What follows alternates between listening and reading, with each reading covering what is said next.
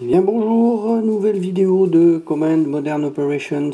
On va continuer sur les sous-marins, toujours avec un tuto histoire d'apprendre un petit peu certaines bases. Vous pouvez voir vraiment les tutos sur ces manuaux sont vraiment très bien faits. Ça permet vraiment d'appréhender quand même le jeu qui est déjà assez complexe. Donc là on va faire le tutoriel 2.1 qui va consister à utiliser un sonar tracté ou remorqué, on appelle plus ça, à utiliser les zones de convergence pour détecter un contact et utiliser des torpilles philo-guidées. Alors allons-y. Alors, donc on nous dit qu'en gros pour l'instant on avait fait des cibles qui étaient relativement faciles.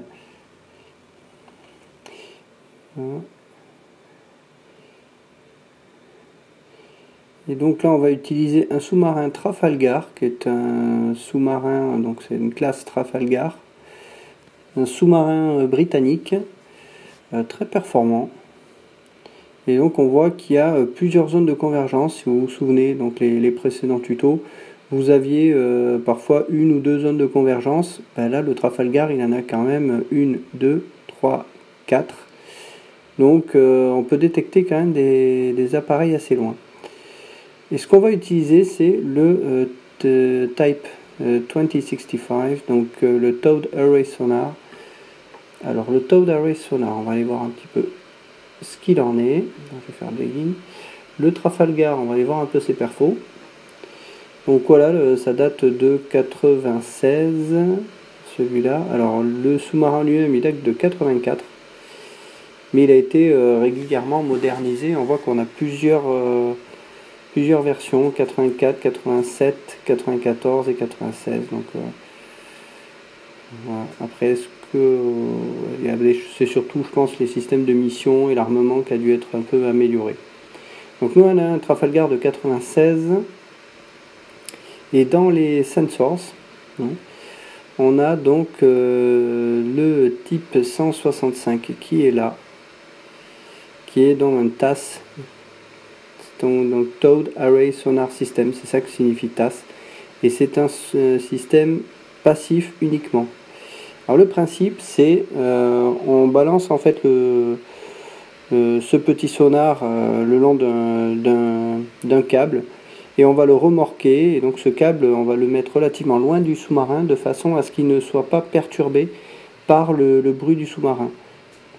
Ça permet justement d'améliorer la sensibilité du sonar en étant relativement loin de notre sous-marin, éviter les perturbations. Donc on va utiliser ça. Alors le principe, ce qui est pratique avec le TAS, c'est que on peut le remorquer, mais on peut également jouer avec les couches ici.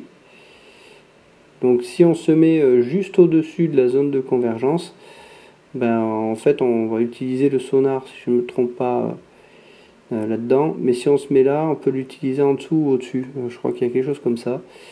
Bref, ça permet de se cacher. Si on se met sous la zone de convergence, on peut peut-être même utiliser, s'il est assez long, le TAS pour regarder au-dessus. Donc ça peut être utile. Donc je crois qu'on nous explique un petit peu tout ça ici. Voilà, donc ce qu'il dit, c'est que si on se met just over the layer,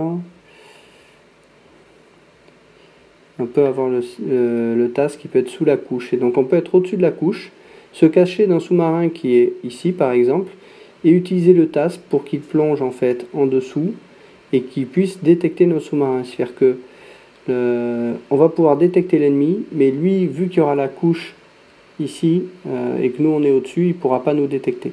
Donc ça c'est plutôt pas mal. Hein.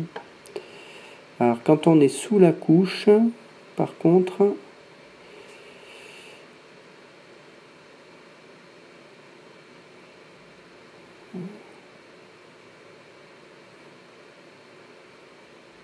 voilà ce qu'on disait, ouais, c'est exactement ce que je disais. Bon, par contre, si on se met aussi profond que possible, ben forcément le sonar il va pas aller au-dessus. Hein. Il faut qu'on soit quand même relativement proche. Et si cette couche est trop épaisse, en étant en dessous, ben peut-être on ne pourra pas aller au-dessus de cette couche. Donc ce qu'on va faire, on va rester en just over the layer, on va rester au-dessus. On va voir où est le sous-marin. Ça se trouve, il y a un sous-marin qui sera sous la couche. Et on va avancer. Donc on nous dit de prendre une route vers le nord-est. Alors, direction vers le nord-est. Voilà. Et en creep. Voilà. Donc là, je vais accélérer parce que c'est franchement lent, hein, les guerres sous-marines. Donc là, ce qu'on va chercher à faire, c'est à se déplacer jusqu'à ce qu'on détecte quelque chose qui soit dans les zones de convergence ici. En fait, on ne pourra détecter quelque chose que quand il sera dans les zones vertes. S'il est entre les deux, on ne le détectera pas. Donc, on va dans cette direction et on espère avoir quelque chose qui va être capté. Je vais essayer d'aller un peu plus vite. Ah, on a quelque chose. Alors, qu'est-ce que c'est? Donc là, ça nous explique un peu la tactique. Alors, la tactique, c'est que on sait qu'il est dans une des zones de convergence. Mais laquelle? Est-ce que c'est celle-là? Donc ce rond-là? Est-ce que c'est celui-là? Est-ce que c'est celui-là ou celui-là? On ne sait pas. Donc, on a une zone qui est très incertaine. Vous voyez justement la zone d'incertitude, elle englobe toutes les zones de convergence. Donc, pour l'instant, on ne sait pas. Ce que l'on va chercher à faire, dans un premier temps, on ne va pas chercher à se rapprocher, on va essayer de chercher de l'information, d'essayer de l'écouter le plus longtemps possible pour pouvoir essayer de l'identifier, d'identifier la signature acoustique. Alors pour faire cela, pour essayer de le garder le plus longtemps possible, eh bien, il faut qu'on le garde le plus longtemps possible dans cette petite zone de convergence là. Dès l'instant où il va passer en dehors, eh bien, on ne le détectera plus. Donc le seul moyen de pouvoir faire ça, c'est de diminuer notre vitesse de rapprochement, et donc on va se mettre à 90 degrés du contact. Je vais relancer. Voilà. Et on va l'écouter plus longtemps. Le but, c'est de l'identifier. Donc là, on a un gobelin. Quand c'est gobelin, c'est que c'est un sous-marin. Donc vous voyez, pour l'instant, on n'a pas d'indication de direction, de vitesse, ni de profondeur. J'essaie d'accélérer un peu. Ah, ça y est. Voilà, on l'a gardé suffisamment longtemps. On a pu l'identifier. C'est passé en hostile. Donc c'est un sous-marin chinois de classe Han. Alors ça nous dit un peu que c'est un type 91, que c'est relativement bruyant. Donc ça nous explique pour aller voir la signature acoustique des sous-marins. Et bien on va aller voir ça. On va comparer nos deux sous-marins. Donc je vais ouvrir le Han. Voilà. Donc dans le Han, on a, mettre là, on a la signature acoustique qui est ici, les signatures. Et vous avez donc la signature acoustique de face, de côté et de l'arrière. Donc vous voyez 140 décibels. On va comparer avec notre Trafalgar. Voilà. On va les mettre côte à côte pour comparer. Donc 140 décibels en VLF. Et notre Trafalgar, lui, il a 100 décibels de face, 102 à l'arrière. Donc vous voyez qu'on est quand même bien plus silencieux que lui. Sur d'autres bandes de sonar en HF, 54, 55, 56. Et là, 94, 95, 96. Donc le Trafalgar est vraiment beaucoup plus silencieux que le Han. Hein. Ça, il n'y a pas photo. Tant qu'on y est, on va regarder un petit peu ses équipements. Donc il est équipé de radar, RWR, de hull sonar. Ok, donc il a vraiment des sonars de coque en fait, 40 nautiques de portée. Alors que nous, on a notre fameux TAS qui lui nous donne 100 nautiques de portée, ça c'est quand même pas mal. Et en ce qui concerne les radars de coque, oui, on a un peu plus performant quand même. Au niveau de l'armement, il faut savoir à combien il va pouvoir tirer. Qu'est-ce qu'on a?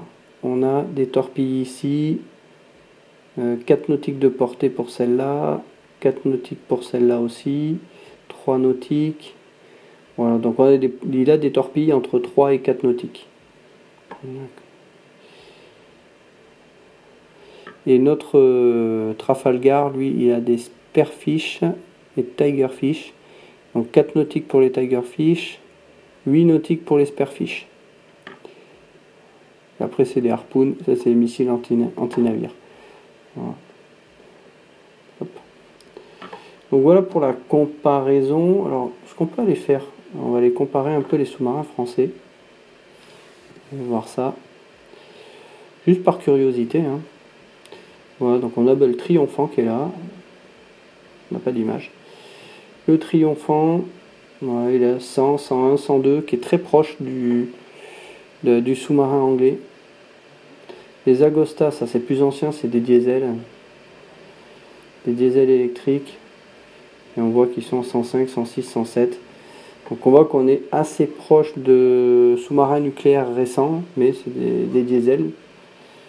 Les Daphné, pareil, 107. Les Soufresnes, le Soufresne c'est la dernière classe qui est en cours de développement. Bah là on est quasiment identique en fait. Bon,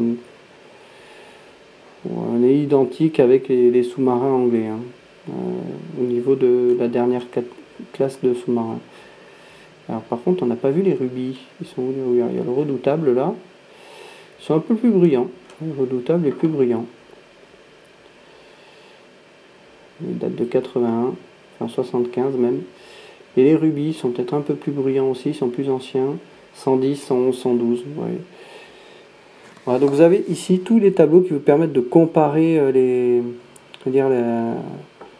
la signature de ces sous-marins. Alors pour savoir la bande qui vous intéresse, ben ici par exemple, si on prend notre TASS, il travaille en VLF. Donc ce qu'il faut regarder, c'est les signatures de ça, les signatures en VLF. Si vous avez un sonar de coque qui est ici en LF, eh bien il faut regarder les signatures en LF qui sont ici. Voilà. Donc voilà comment vous pouvez utiliser la base de données. Vous voyez, c'est quand même très fourni. Qu'est-ce qu'on nous dit de plus? Donc ça c'est la question du bruit. Alors donc là on va continuer, on va attendre qu'ils disparaissent et on va aller. Alors l'une des tactiques aussi c'est dès l'instant où on le perd, on ne sait pas où il est, on sait qu'il est quelque part entre deux zones de convergence, mais le principe ce sera d'accélérer pour aller directement en direction de la cible et d'accélérer jusqu'à ici, jusqu'à la prochaine zone de convergence. Donc on voit sur le repère on a 22 nautiques, et bien c'est d'accélérer sur 20-30 nautiques à pleine puissance, puisqu'on sait que sur cette distance là on ne va pas le détecter, donc on peut aller plein pot et après ralentir, parce que dès l'instant où on est plein pot, ben, on fait plus de bruit, donc notre sonar peut mettre plus de difficulté à le repérer. Alors ici, vu qu'on a un sonar remorqué, normalement on ne devrait pas être affecté par notre vitesse, mais bon. Donc on va rester en perpendiculaire comme ça jusqu'à qu'on le perde. Dès l'instant on va avoir le chrono qui va se déclencher, on sait qu'il sera plus dans la zone de convergence et donc il va falloir sprinter dans sa direction. Donc on se prépare.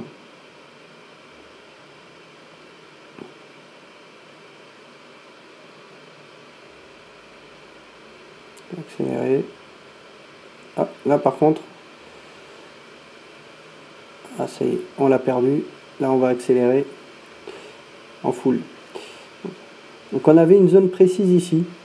C'était un peu en rapide, mais on avait une zone précise ici. Ça y est, on l'a récupéré à nouveau.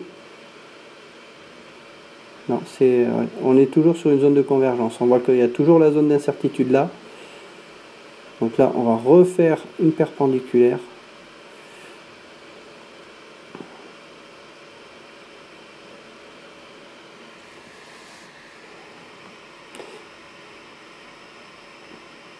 Donc on a toujours cette zone d'incertitude là, qui englobe toutes les zones de convergence. Je vais accélérer. Top, voilà, je mets en 1 minute et là, on va sprinter. Bon, on était en full toujours. J'avais pas arrêté. Et là, on sprint. Donc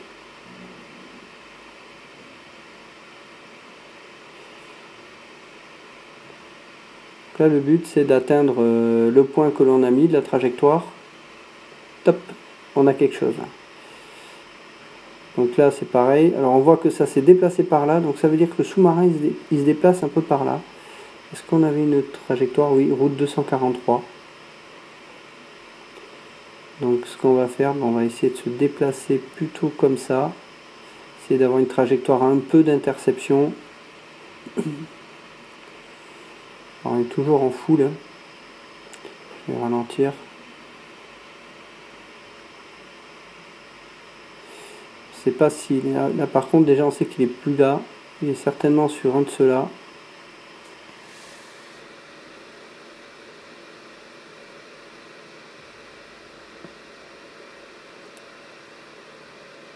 Je vais m'écarter comme ça à 90 degrés. Et on va attendre qu'on le perde pour se rediriger à nouveau.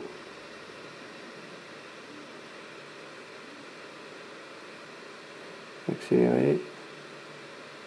Top, on l'a perdu. On va reprendre direction jusqu'à la prochaine zone de convergence en passant full.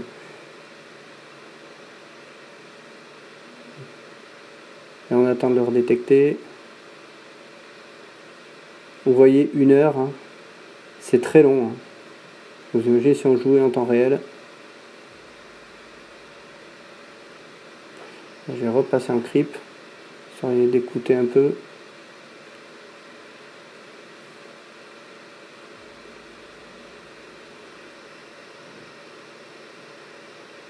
Essayer de tourner par là, puisqu'il se dirige par là.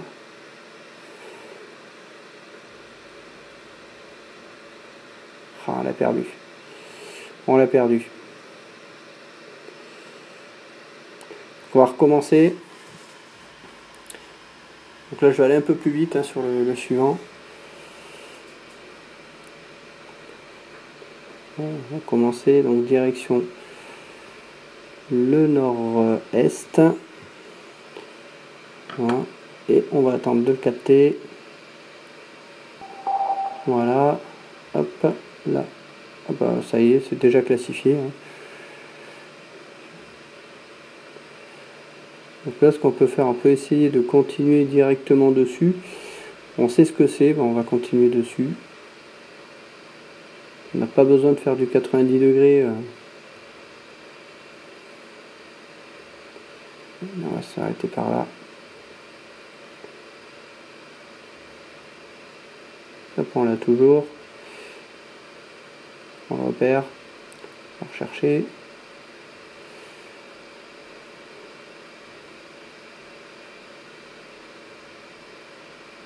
Il doit être sur celui-là. Voilà. On va le chercher par là. Voilà.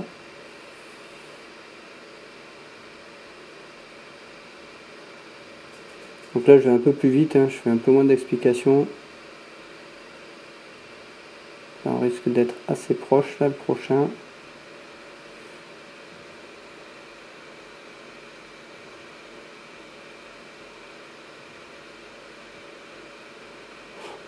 Voilà, encore raté. Bon, on n'a pas de chance.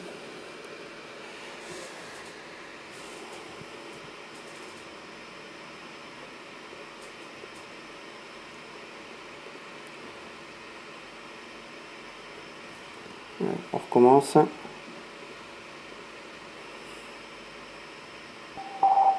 Hop, on a quelque chose. Donc on va refaire bien notre perpendiculaire.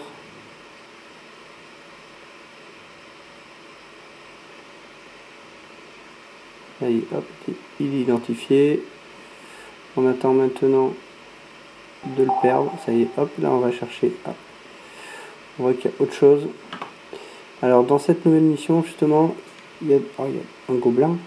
Alors attention parce que les gobelins ça peut être aussi des baleines. Donc oui, il peut y avoir des animaux. On va faire en full.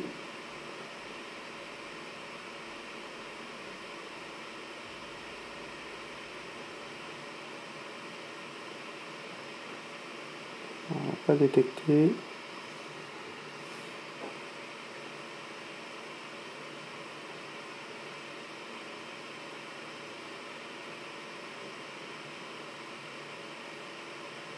Ça c'est pas bon signe.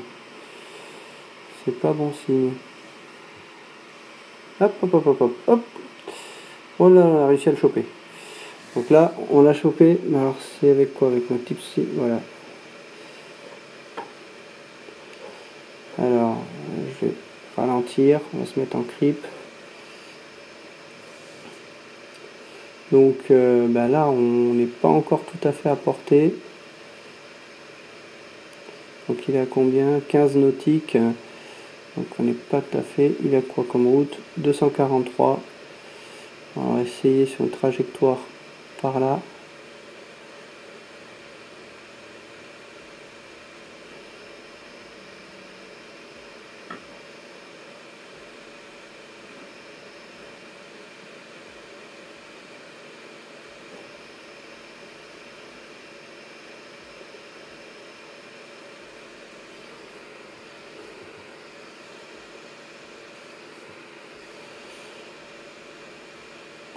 Il va à 10 nœuds quand même. Hein. Pour le rattraper, ça va être chaud. Il va falloir qu'on accélère. Hein. Ah, c'est le waypoint ça.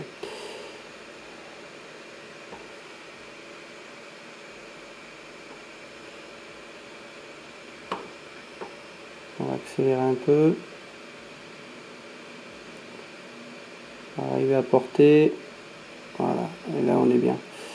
Et là, on va pouvoir lui mettre... allez, on va faire un engagement manuel. On va lui en mettre 2. Et allez. Alors les torpilles, on peut également les diriger. Je vais ploter une course pour la torpille. Hein. On peut faire ça. On peut également gérer leur vitesse. Hein. On peut la ralentir. On va accélérer un peu. Hein. Donc il est toujours à 10 nœuds. Il n'a pas encore détecté nos torpilles. Hein. Quand il va les détecter, à mon avis, il va accélérer. Il va essayer de s'échapper.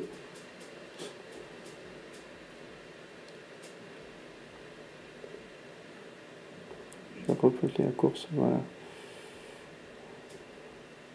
On va le laisser comme ça.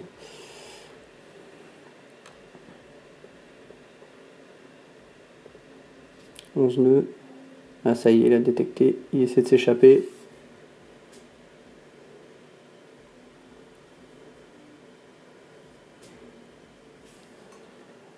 On va accélérer un peu.